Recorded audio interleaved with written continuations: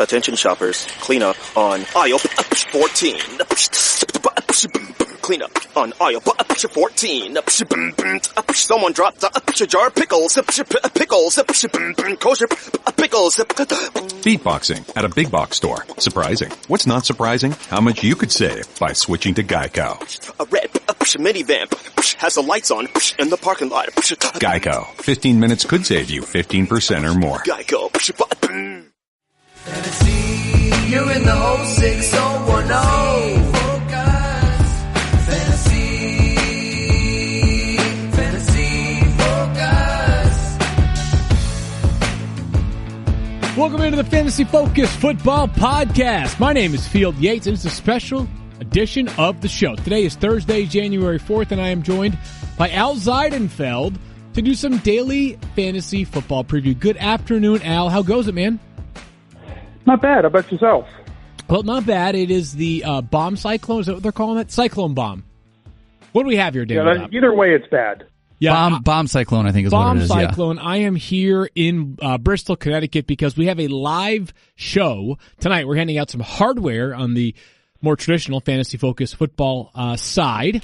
And in the meantime, each Thursday, Al, you and I are going to be previewing the playoff games through, I think, at least the next 2 weekends, and perhaps even longer than that. So I think that we're going to get into the games. There are obviously 4 great games this weekend. But, Al, I think it's important for people to understand sort of approach, mentality, concept-wise. With only 4 games on the slate, how are you approaching daily fantasy different than when there is up to 16 games that you can choose from? Yeah, usually you've got 12 to 16 games with the Millionaire Maker and all the big tournaments.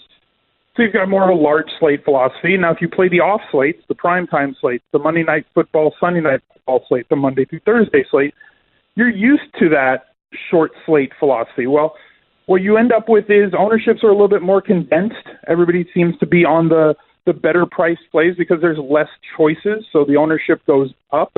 So instead of player at 30 or 40% being considered highly owned, now that same sort of play is going to be 50, 60, 70% owned on a short slate, especially if there's very glaring value, which there doesn't really happen to be this week, just based on the way that the pricing was set. It's extremely tight.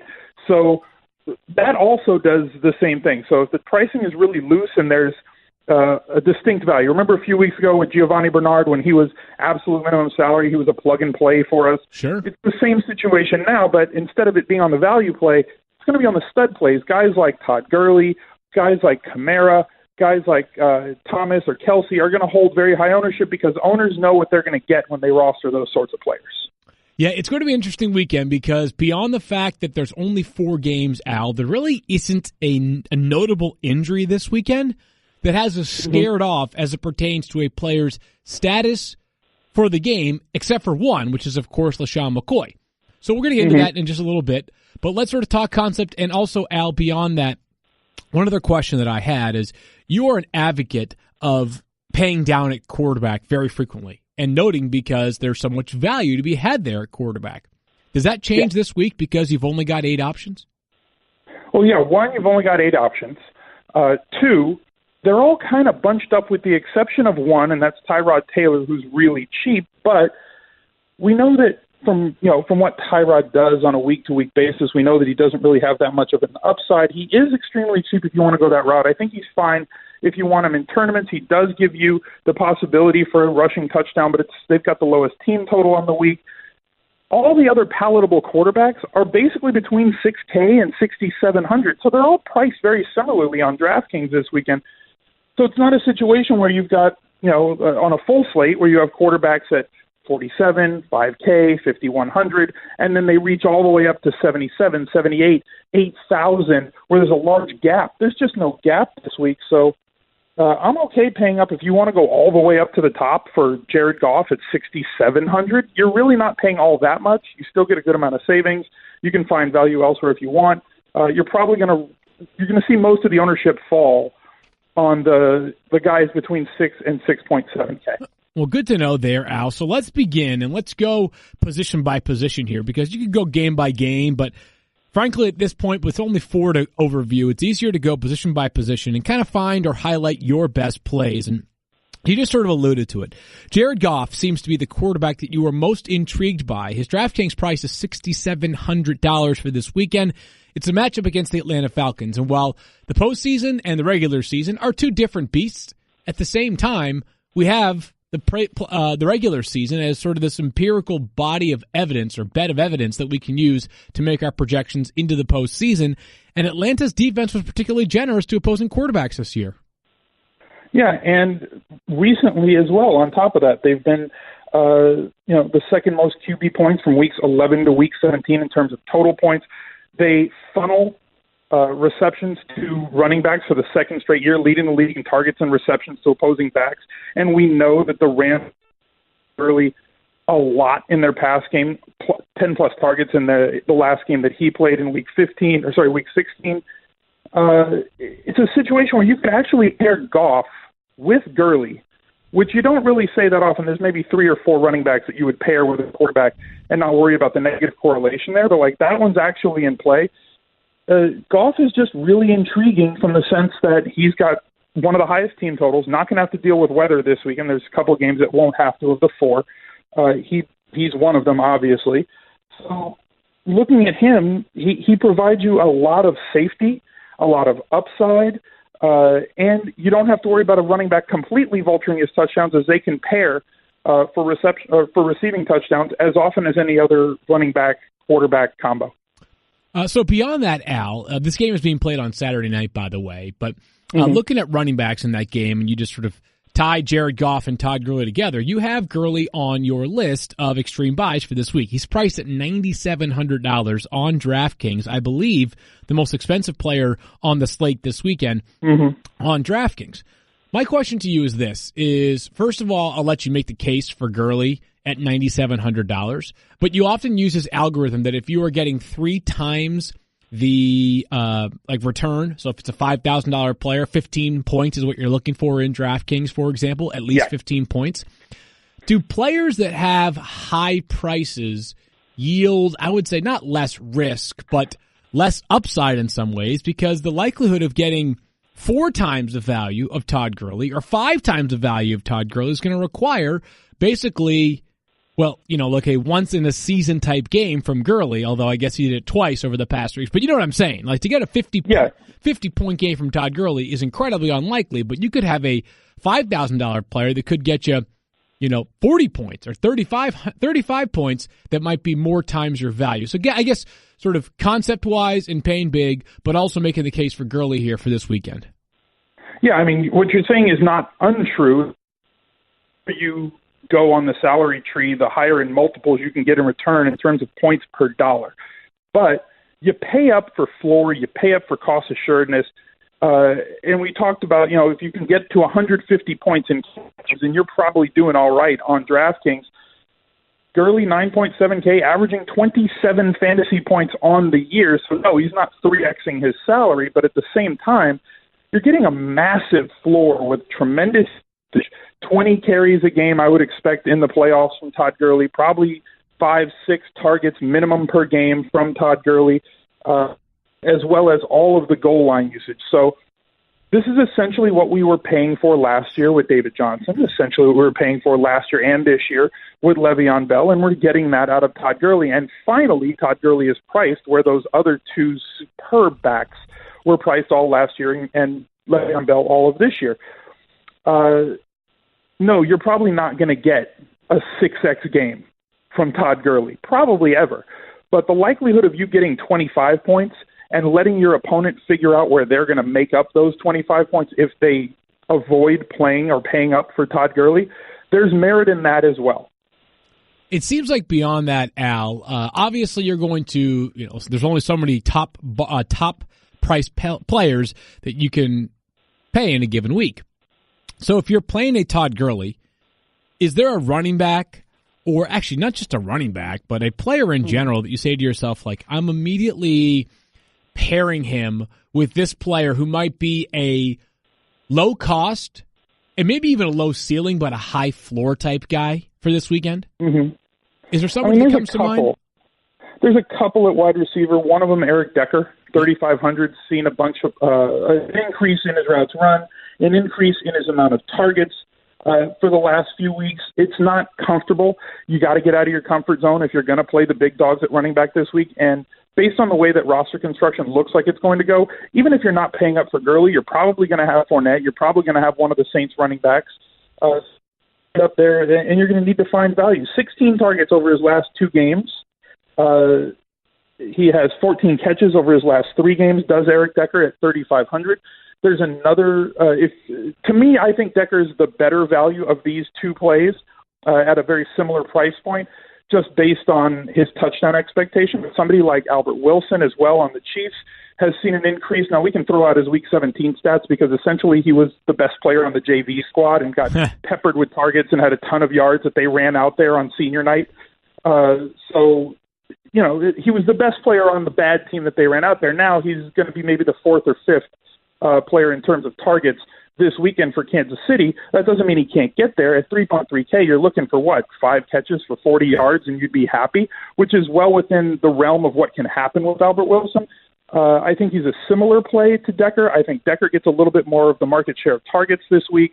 And I also think that Decker has a higher touchdown expectation based on his red zone usage recently on Tennessee, as well as just his red zone usage on his career. Great red zone and end zone threat has been Eric Decker for basically ever. All right, so going back to the running backs, Al, because you mentioned Saints running backs, it's the only team that I think you really confidently say running backs this weekend.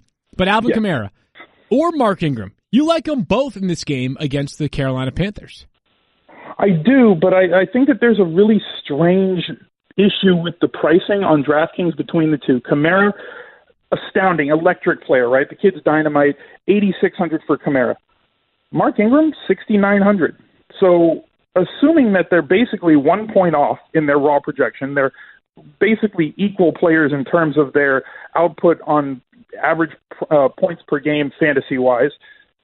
Why is Mark Ingram that much cheaper? I think that he is a much better value than Kamara. Kamara has upside. It's not like people look at it recently and say, well, Kamara is the one scoring all the touchdowns. One has 12 and the other has 13 on the season. So you're still going to get Ingram in short yardage situations. They're both getting around the same amount of carries, though Ingram's not getting 20 anymore. They're both getting in the, either low teens, 12, 13, 14 carries a game. Kamara has more usage in terms of targets and catches, but it's not like Ingram hasn't seen any love in his own right in the passing game as well. Just looking back at the last few weeks, I mean, he had like 6 targets. He had 4 targets in the last game. He had 3. He had 6 against the Jets. So he's getting inclusion in the passing game as well. I like the $1,700 extra dollars on a really tightly priced slate to go with Ingram in your cash game lineup, in your head-to-head lineup. If you're looking for a little bit of savings to bump up to maybe upgrading one more player on your roster. But you can differentiate by getting to Kamara because I think that Kamara is going to be lower owned with the guys that are cheaper priced than he is. So you're going to be able to take advantage of him to pay up to be contrarian and come down in tournaments to get Kamara in your lineup. All right, so let's keep it with that Saints theme, Al, and move to the wide receiver spot. And Michael Thomas at $7,800 on DraftKings is perhaps one of your favorite premium price wideouts of the weekend. He has been such a rock this year for the Saints, and even in a year when by his own standards, Drew Brees was average this year for fantasy, so many of his parts around him were unbelievable. Thomas, certainly the most notable pass catcher on this roster. Yeah, definitely. I mean, led the league with 9 games of 80-plus yards receiving this season. You have Carolina, who's got 2 of the lower-graded cornerbacks on PFF this year. That's where you want to take advantage of this team to try and score fantasy points. And you can really take advantage of them in the slot. And Thomas has, by far, the most slot targets of any other New Orleans Saints wide receiver. What you get with Thomas, again, when you compare him to another wide receiver on the slate who might not have the same usage as him, but does have big play potential in Tyreek Hill, Thomas is $1,000 more DK dollars than Tyreek Hill this week. And considering that you're going to be starved for value and have to find, to scrimp and save every dollar that you can to pay up for the players that you want, Thomas is going to have a lower ownership than Tyreek Hill, in my opinion, but I think he's a much higher upside play. Tyreek Hill can on one play. Thomas has a greater potential for multiple touchdowns, which is something that can really break a short slate that's only 4 games. If you have the receiver on your team that has 8 catches, maybe 120 yards, 2 touchdowns, he becomes that player that you have to have on the weekend. And Michael Thomas at wideout is the one wide receiver that I think has the biggest game-breaking potential on this slate outside of Tyreek Hill, but he's going to come in at a lower ownership based on their price. We'll discuss Tyreek Hill more in a second, Al, but to my health-seeking friends, the days of not following through with New Year's resolutions are over because the days of Sunbasket are just beginning, which means you're going to keep your resolution this year because Sunbasket makes it easier than ever. And today, you can get $35 off your first order when you go to sunbasket.com/fantasy. When you have healthy meals regularly delivered to your door with Sunbasket, it's easy to stay on track. We're talking ingredients like organic produce, responsibly raised meats, sustainably sourced fish, organic, pasture-raised eggs, and organic non-GMO tofu. Oh, and house-made sauces you can't find anywhere else. And it's all personalized. Sunbasket lets you mix and match from paleo, lean and clean, gluten-free, vegan, vegetarian, Mediterranean, and more. Not to mention tons of variety with 18 recipes to choose from each week. Best of all, each delicious, easy recipe is ready in about 30 minutes. With Sunbasket, you have total flexibility. You can cancel anytime, skip anytime, and choose any meal plan you want. Go to sunbasket.com/fantasy today to learn more and get $35 off your first order. That's sunbasket.com/fantasy for $35 off. Sunbasket.com/fantasy. All right, Al, let's continue along, and let's get to Tyreek Hill. You were just talking about a minute ago. The Chiefs play the Titans this weekend. Of course, that game is right here on ESPN. And Hill, a player, ranked 6th in yards after the catch this season, a touchdown waiting to happen, and a player that you view as a great buy. Yeah, I think that you can afford him, too, at wide receiver, especially if you jam in 2 top running backs. You're going to be looking for some to pair them with a premium wide receiver, but get it at kind of a bargain price. And compared to Julio Jones and compared to Michael Thomas, who are 78 and 8,000, you get Tyreek Hill at 6,800. So you're getting a discount on a guy. You're never going to get 10-plus targets out of Tyreek Hill, but you really don't need him when the guy is attributing to a 50-yard catch basically, every week or, 5 of the last 7 games. He has ended up with a 35-yard or more reception. Big game-breaking ability in a perfect spot on this team as well. You can't really concentrate on stopping Tyreek Hill. They have to deal with Hunt. They have to deal with Travis Kelce, which leaves him in one-on-one situations on the outside that essentially this offense can't exploit. 4 straight games with 75-plus receiving yards, 3rd longest streak in the NFL this season. He's rested. He sat out last week. He's got no bumps and bruises. He should be fine. And Tennessee's allowed multiple touchdown wide receivers 6 times this season. Al, we talked about Eric Decker earlier on as a potential high-floor wide receiver. So let's skate past Decker and move towards Charles Clay, the Bills' tight end, who has basically been their number 1 pass catcher for big chunks of this season, at least not named LaShawn McCoy. This Jacksonville defense scares a lot of people, but in this case, it doesn't scare you for Charles Clay, who's priced at $4,000 on DraftKings. I mean, look, if you're going to attack Jacksonville's defense, you're not going to do it on the perimeter. You're going to do it on the interior. We've attacked them with running backs earlier in the season. They shored up that problem, but we can still attack them a little bit. I mean, they're not a defense that I want to go after, and they're not a defense that I want to exploit. But based on the fact that Charles Clay is essentially reaching or getting up to his expectation on salary, points per dollar expectation on volume alone without having the need to score touchdowns, getting 9 targets, 10 targets, 8 targets each of the last 3 games. And now he's in a spot where they're going to have to throw the ball, assuming that they're going to be behind if game flow and game script plays out the way that we all expect it to, with Jacksonville playing from ahead. Tyrod's going to have to pepper him with targets once again. He does not have to score a touchdown to reach value if he gets his typical 4 or 5 catches for 50, 60 yards. He essentially pays it off and gets you there. But if he falls into the end zone just one time, if he happens to score 1 touchdown this week, you're talking about somebody who's going to pay off in multiples, 4x, 5x his salary, get you that, 15, 16, possibly a 20-point fantasy day. and we're looking for value and it's hard to find. I mean, I don't want to play as many Buffalo Bills. I want to avoid Buffalo Bills as much as I can this weekend, but Clay's price is kind of pushing me towards him as a viable value option at tight end. How about defenses, Al? Because this is a week where you can, again, there's only 8 options here amongst defenses. Mm-hmm. So you can go, I don't say wrong easily, but, there's some obvious choices and maybe some less ones. Based on the salaries, though, your top 3 for the weekend are what? I mean, my top 3 would be the Kansas City Chiefs. I love playing the Chiefs defense when they're at Arrowhead. Major discrepancy between their fantasy points per game at home versus on the road, 9.9 on average at home versus 5.8 on the road. They've been the top-ranked defense over the last 4 weeks at 12.3 fantasy points per game. Love the Chiefs defense at 3,400. They get you down from Jacksonville at 4,400, who's my third ranked defense on the week, if you can afford to pay up for them. Going up against Buffalo, who probably isn't going to score that many points, is going to have to throw, forcing Tyrod to try and squeeze the ball into tight spaces that he does not like to do and does not excel at doing. But how about the Rams? How about them? Really good defense, really good at home, only $2,700. So if you want to come down, you know that there's a lot of variance in terms of defensive scoring in fantasy. Defensive touchdowns, the hardest thing to predict in fantasy football, at least to me. Maybe you're better at it than me, Field. But for me, predicting a defensive touchdown is almost impossible. But I can't predict pressure on an opposing passer.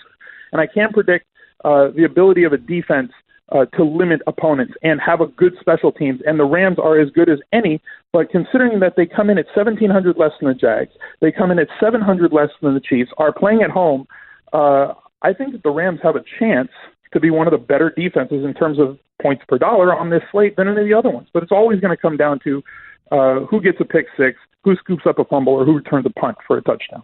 And finally, you mentioned the Jaguars, Al. If you're going to roster them this weekend, it's not like it's that cost prohibitive. $4,400 on DraftKings, and especially if the Bills don't have LaShawn McCoy, how much does that change your outlook for them? I mean, the cast of characters they're running. I mean, Mike Tolbert might be the starting running back on a playoff football team on the road against the Jaguars. It's going to be tough sledding for the Buffalo Bills this weekend. Low point expectation. They already have improved, the Jaguars have, at stopping the run over the last 8 weeks of the season versus the first 8 weeks of the season. Not that many threats on the outside for Buffalo. I don't see how they're going to move the ball without LaShawn McCoy. And even if he plays, there's no way he's going to be 100%. Didn't practice today. On Thursday was the last I saw. Buffalo allows the 5th highest pressure percentage against. Jacksonville is second in the league in pressuring opposing quarterbacks. This is going to be a tough situation for Tyrod and the Bills' offense. As much as I like Tyrod Taylor, I would not envy his position this weekend in Jacksonville. Understood there, Al. It's going to be tough sledding for Buffalo, I should say, going against that vaunted Jags defensive front. Let's have some fun here, Al. You want to pick these games? Put a little icing on the cake, so to speak? Sure, why not? Let's go game by game. We begin with the early one. Tennessee at Kansas City. Who you like in this one and why? I like Kansas City. I'll take my chances with the Chiefs defense playing at home against the Titans, who have been unimaginative and very inefficient on offense. I think they're going to have trouble with this KC defense and don't have what it takes to stop the Chiefs offense. And officially, by the way, no DeMarco Murray this weekend. How about L.A.? By the way, I agree with you, Kansas City. How about Atlanta and Los Angeles? I mean, the Rams, I might be, I guess this is a homer pick, right? I am from Los Angeles, although I don't know if the city has adopted the Rams as their team yet, but I'm going to go with them this weekend. I like the defense. I love the offense. Goff has been outstanding. Gurley could be the MVP, definitely the fantasy MVP, at least in my mind. They've got 3 good wide receivers, capable tight ends for him to throw to. I don't see how Atlanta's going to stop them. And I think this Rams defense, guided by Donald, is going to get a lot of pressure on Matt Ryan. All right, how about the Jaguars hosting the Bills, especially without the potential of having no LaShawn McCoy? I think this has the biggest blowout potential of the weekend. Yeah. The Bills, I don't think have. I'm really happy for the Bills that they got there. You saw the locker room footage, how excited their players were. They raised their fans raised over $100,000 for Andy Dalton's favorite charity. Great things happen there as they make their first trip back to the playoffs, but I think Jacksonville wins here in a rout. I'm in agreement here as well. I don't know about a rout, but I'm in agreement there. And then finally, and I have a chance we're going to see this the same way, top to bottom. How about the Carolina Panthers, New Orleans Saints, in New Orleans, by the way? I mean, this seems as vanilla as it could be. I'm going to take all 4 home favorites here, but the Saints are my team once again. one of the best run-blocking offensive lines, if not the best run-blocking offensive line in the league. They have two of the best running backs in the league. They're impossible to defend in the passing game as well. Drew Brees has a very viable weapon on the outside of Michael Thomas. Carolina would need a great game, and I mean an MVP-level game from a couple years ago from Cam Newton to compete in this game, and we have not seen that Cam Newton very often this year, and it's been on and off. If that Cam Newton is there, I think that they have a chance to win this game. I think this is the closest and most entertaining game of the weekend, but I still think the Saints move on to the divisional round. I'm with you there, Al, all the way through the 4 teams at home, which before people sort of jump down our throats. It happened last year. All 4 home teams won during Wild Card Weekend. Al, you and I are going to do this again next week. We appreciate your time here this week. Enjoy the games Saturday and Sunday, and you're out in L.A., so I would tell you to stay warm, but you don't have to worry about that. It's a lot warmer there than it is right now in New England, where we have the cyclone bomb, whatever we said it was called. Thanks, bud. It's true.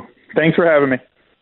We are back next Thursday. In the meantime, if you want to listen to the live show, it's going to be uploaded from now on to an audio version after it is recorded tonight, 7 p.m. Eastern Time on Thursday night.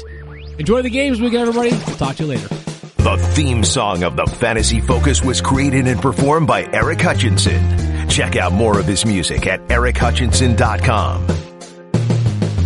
Thank you for listening to the Fantasy Focus Football Podcast. For more great podcasts, listen on the ESPN app or subscribe on iTunes.